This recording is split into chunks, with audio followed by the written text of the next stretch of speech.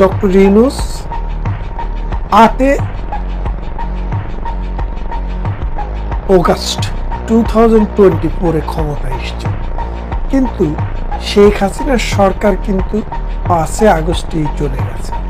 তাহলে 5 থেকে 8 এই যে 3টা দিন, এই 3 দিন ডক্টর ইউনূস কি করেছে?